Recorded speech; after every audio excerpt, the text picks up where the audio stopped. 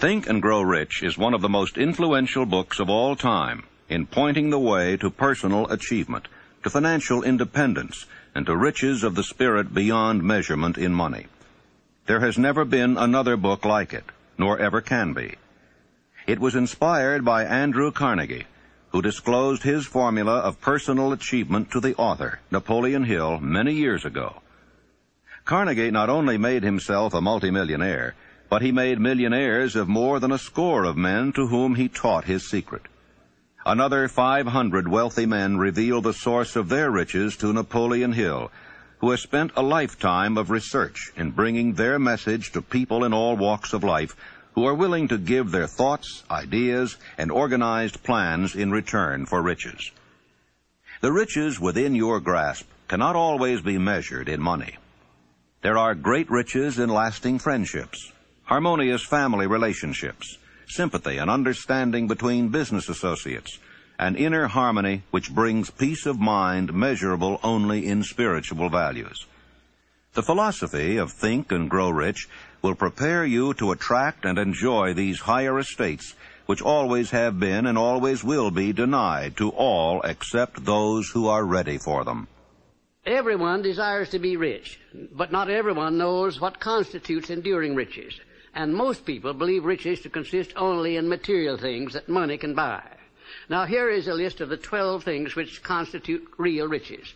Number 1, a positive mental attitude. Observe that it heads the list. And second, sound physical health. And third, harmony in human relations. And fourth, freedom from fear. And fifth, the hope of future achievement. And sixth, the capacity for applied faith. And 7, willingness to share one's blessings with others. 8, to be engaged in a labor of love.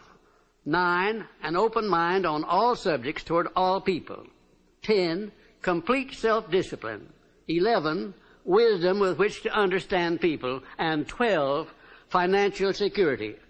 Observe, if you will, with great benefit, the fact that money comes at the end of the list of the 12 things that make men rich. Be prepared when you begin to put the philosophy of Think and Grow Rich into action for a changed life which will not only ease the trials and stresses of living, but will also prepare you for the accumulation of material riches in abundance. In every chapter of this book, mention has been made of the money-making secret which has made fortunes for hundreds of exceedingly wealthy men whom I have carefully analyzed over a long period of years. If you are ready to put it to use, you will recognize this secret at least once in every chapter. I wish I might feel privileged to tell you how you will know if you are ready, but that would deprive you of much of the benefit you will receive when you make the discovery in your own way.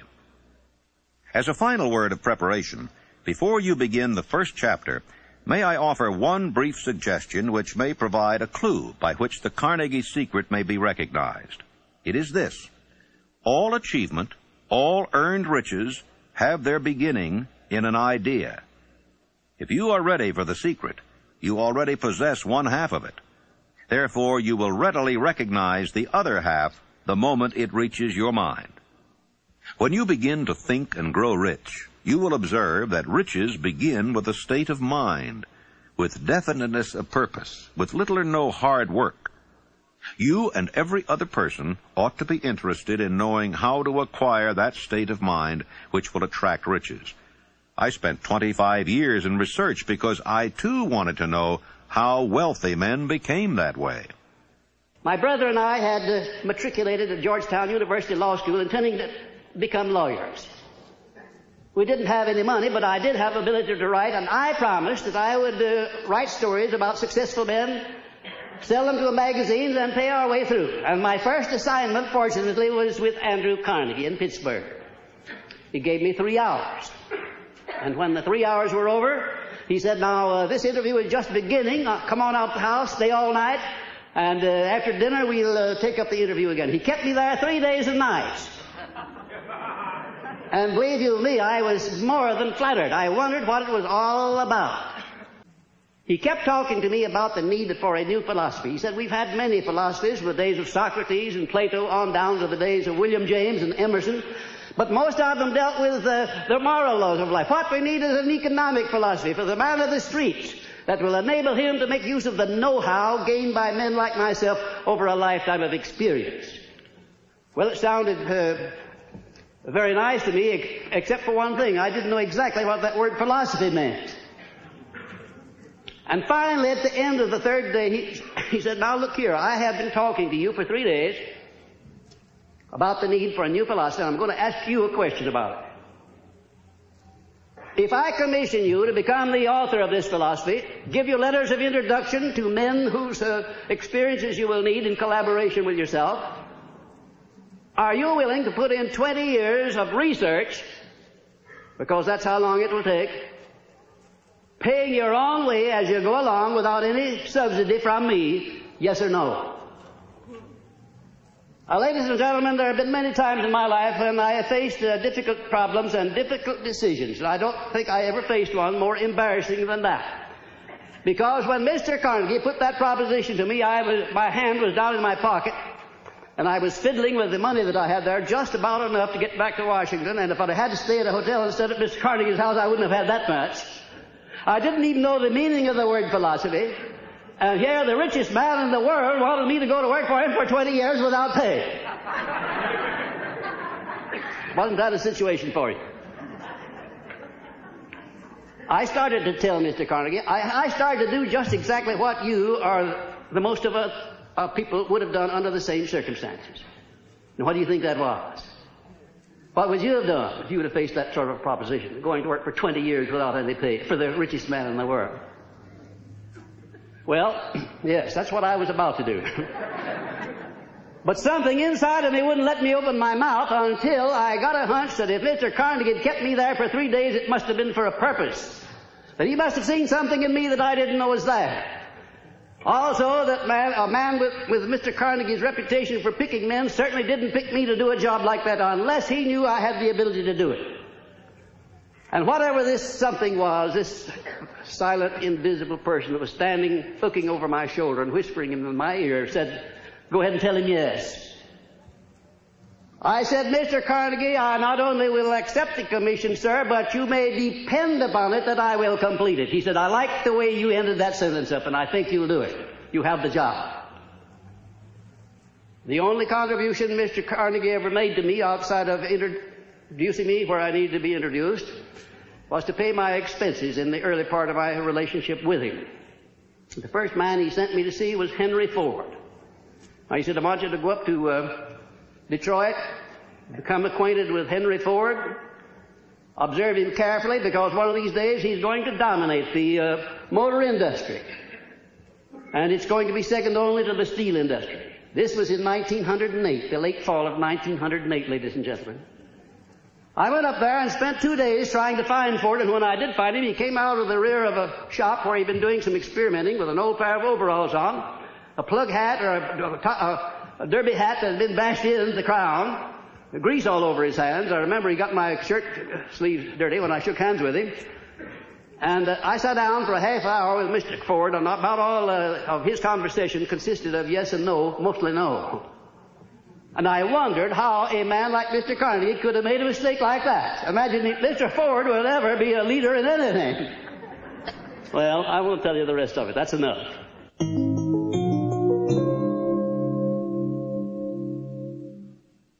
Desire. The starting point of all achievement. The first step toward riches. A long while ago, a great warrior faced a situation which made it necessary for him to make a decision which ensured his success on the battlefield. He was about to send his armies against a powerful foe, whose men outnumbered his own. He loaded his soldiers into boats, sailed to the enemy's country, unloaded soldiers and equipment, then gave the order to burn the ships that had carried them. Addressing his men before the first battle, he said, "You see the boats going up in smoke. That means that we cannot leave these shores alive unless we win. We now have no choice. We win or we perish."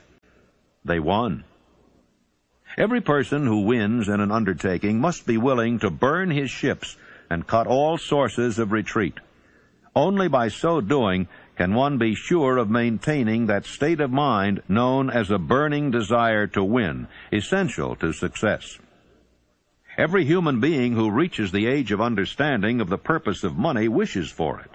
Wishing will not bring riches, but desiring riches with a state of mind that becomes an obsession, then planning definite ways and means to acquire riches, and backing those plans with persistence which does not recognize failure, will bring riches. 6 ways to turn desires into gold.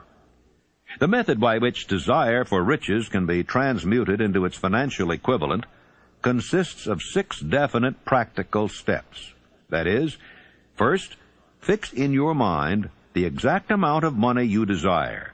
It is not sufficient merely to say, "I want plenty of money." Be definite as to the amount. There is a psychological reason for definiteness, which will be described in a subsequent chapter. Second, determine exactly what you intend to give in return for the money you desire. There is no such reality as something for nothing. Third, establish a definite date when you intend to possess the money you desire. Fourth, create a definite plan for carrying out your desire, and begin at once, whether you are ready or not, to put this plan into action. Fifth, write out a clear, concise statement of the amount of money you intend to acquire, name the time limit for its acquisition, state what you intend to give in return for the money, and describe clearly the plan through which you intend to accumulate it. Sixth, read your written statement aloud twice daily, once just before retiring at night and once after arising in the morning. As you read, see and feel and believe yourself already in possession of the money. It is important that you follow the instructions described in these 6 steps. It is especially important that you observe and follow the instructions in the 6th paragraph. You may complain that it's impossible for you to see yourself in possession of money before you actually have it. Here is where a burning desire will come to your aid.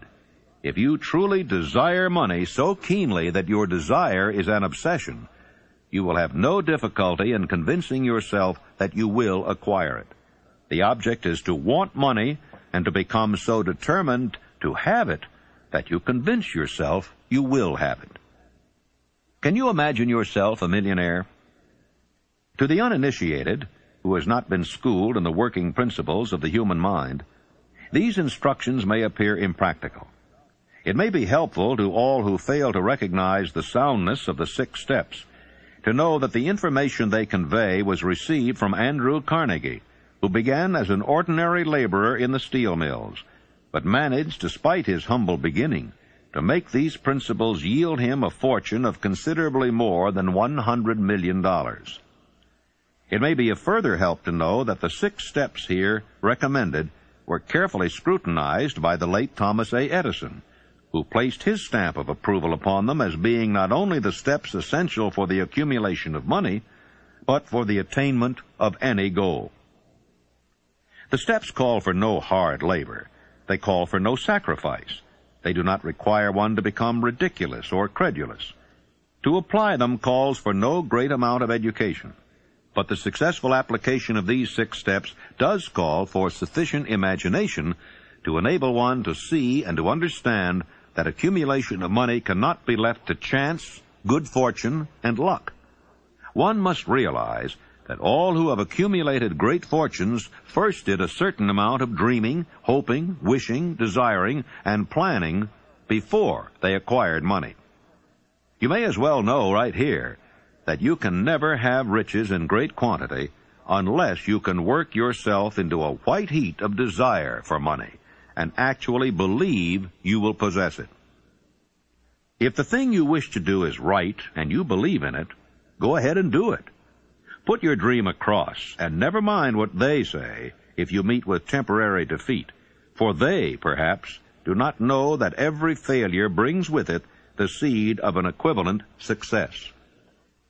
Thomas Edison dreamed of a lamp that could be operated by electricity, began where he stood to put his dream into action, and despite more than 10,000 failures, he stood by that dream until he had made it a physical reality. Practical dreamers do not quit. Imagine a man, for instance, standing by through 10,000 different failures, as Mr. Edison did, before giving up.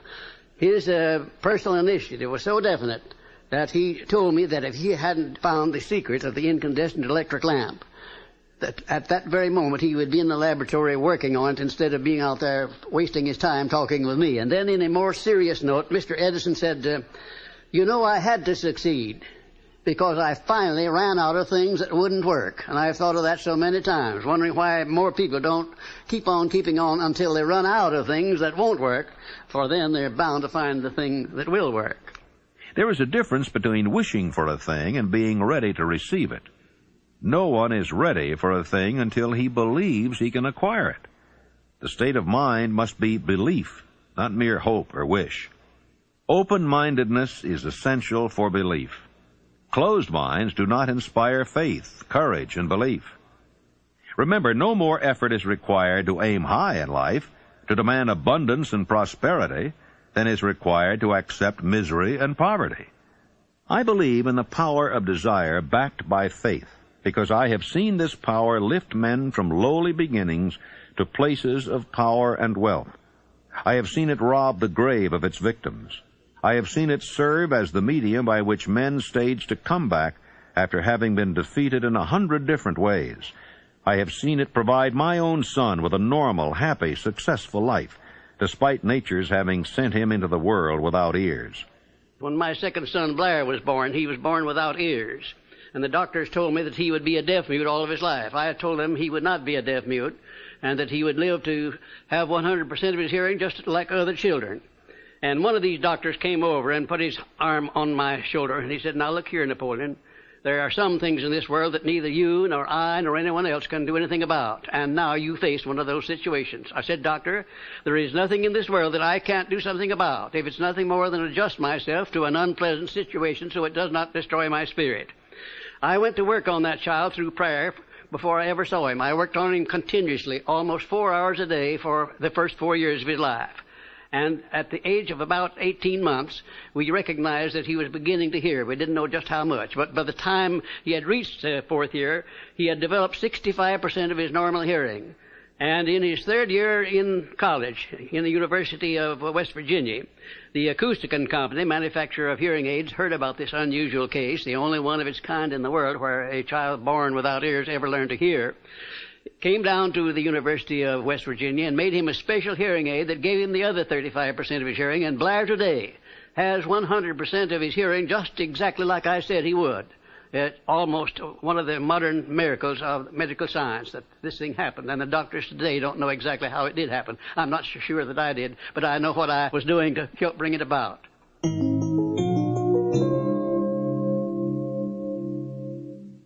Faith is the head chemist of the mind. When faith is blended with thought, the subconscious mind instantly picks up the vibration, translates it into its spiritual equivalent, and transmits it to infinite intelligence, as in the case of prayer. The emotions of faith, love, and sex are the most powerful of all the major positive emotions. When the three are blended, they have the effect of coloring thought in such a way that it instantly reaches the subconscious mind, where it is changed into its spiritual equivalent, the only form that induces a response from infinite intelligence. How to develop faith? There comes now a statement which will give a better understanding of the importance the principle of autosuggestion assumes in the transmutation of desire into its physical or monetary equivalent. Namely, faith is a state of mind which may be induced or created by affirmation or repeated instructions to the subconscious mind through the principle of autosuggestion. Repetition of affirmation of orders to your subconscious mind is the only known method of voluntary development of the emotion of faith. No one is doomed to bad luck.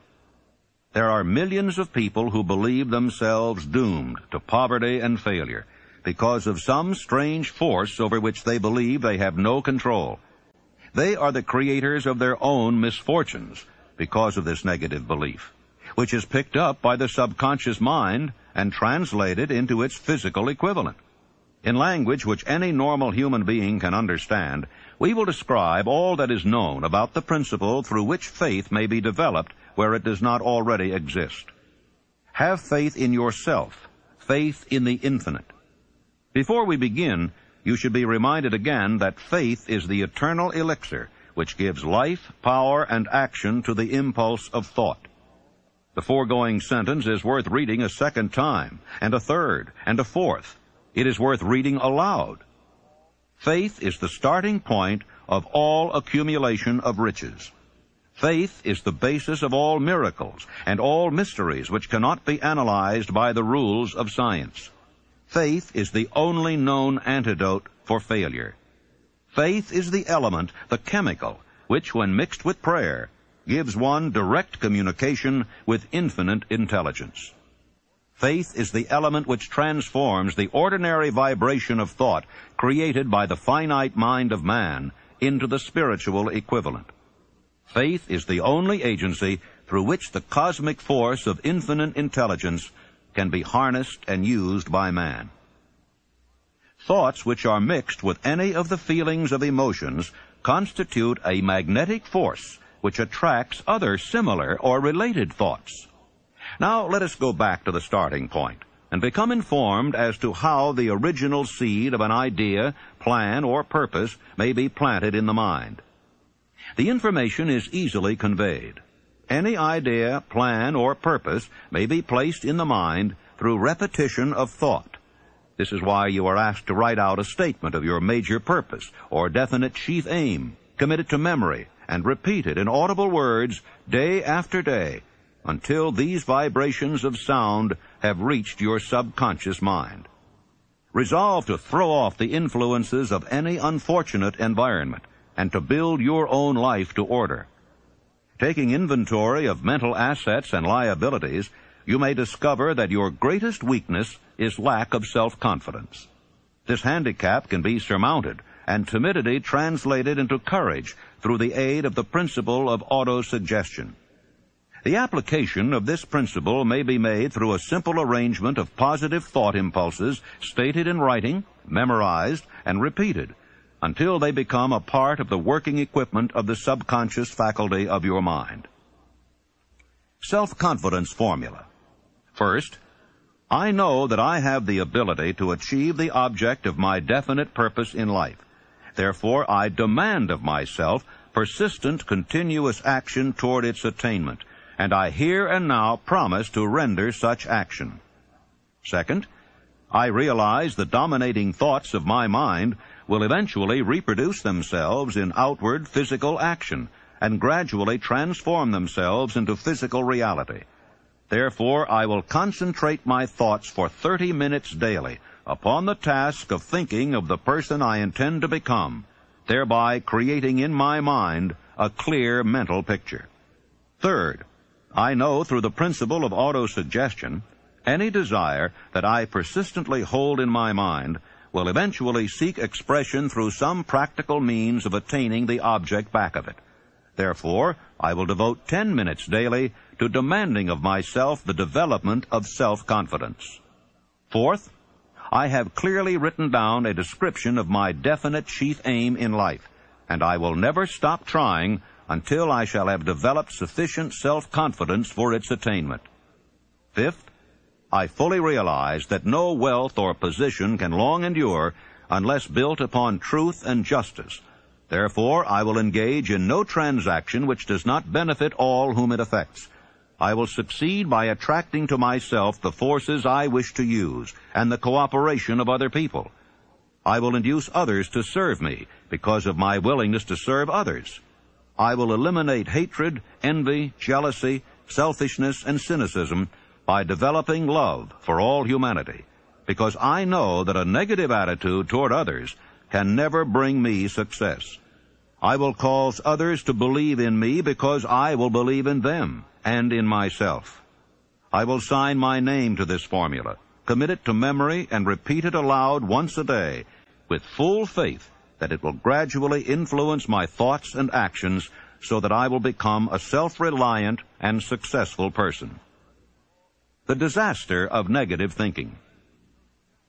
The subconscious mind makes no distinction between constructive and destructive thought impulses. It works with the material we feed it, through our thought impulses.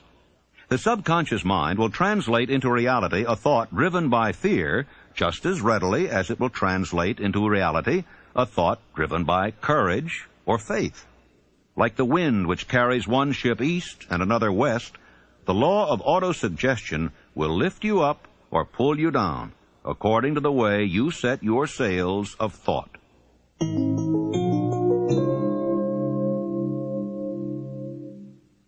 Autosuggestion, the medium for influencing the subconscious mind, the third step toward riches. Autosuggestion is a term which applies to all suggestions and all self-administered stimuli which reach one's mind through the five senses. Stated in another way, autosuggestion is self-suggestion. It is the agency of communication between that part of the mind where conscious thought takes place, and that which serves as the seat of action for the subconscious mind. See and feel money in your hands. You were instructed in the last of the 6 steps described in the chapter on desire to read aloud twice daily the written statement of your desire for money, and to see and feel yourself in possession of the money. By following these instructions, you communicate the object of your desire directly to your subconscious mind in a spirit of absolute faith. Through repetition of this procedure, you voluntarily create thought habits which are favorable to your efforts to transmute desire into its monetary equivalent. Remember, therefore, when reading aloud the statement of your desire, through which you are endeavoring to develop a money consciousness, that the mere reading of the words is of no consequence unless you mix emotion or feeling with your words. Your subconscious mind recognizes and acts only upon thoughts which have been well mixed with emotion or feeling. Plain, unemotional words do not influence the subconscious mind. You will get no appreciable results until you learn to reach your subconscious mind with thoughts or spoken words which have been well emotionalized with belief. Do not become discouraged if you cannot control and direct your emotions the first time you try to do so. Remember, there is no such possibility as something for nothing. You cannot cheat, even if you desire to do so. The price of ability to influence your subconscious mind is everlasting persistence in applying the principles described here. You cannot develop the desired ability for a lower price. You and you alone must decide whether or not the reward for which you are striving, the money consciousness, is worth the price you must pay for it in effort. Your ability to use the principle of autosuggestion will depend very largely upon your capacity to concentrate upon a given desire until that desire becomes a burning obsession. Please fast forward to the end and turn the tape over for proper cueing of side 2.